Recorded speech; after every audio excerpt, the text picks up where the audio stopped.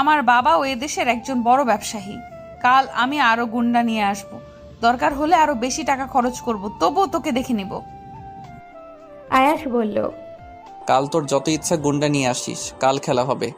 আমি পুরো ক্যাম্পাসের সামনে চিৎকার করে বললাম, কাল এই সাদিয়া যদি আমার 3 হাতের মধ্যে আসতে না পারে তাহলে আমি ওর পা ধরে ক্ষমা চাইব, আর ও যা করতে বলবে আমি তাই করব। আর যদি না পারে ও আমার পা ধরে ক্ষমা চাইবে এবং আমি যা বলবো তাই করবে।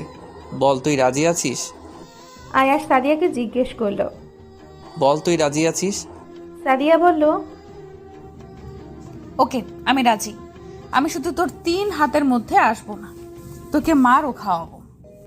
আয়াস সাদিয়াকে চ্যালেঞ্জ দিয়ে বাড়ি চলে আসলো, আর এসেই তার বাবার রুমে চলে গেল।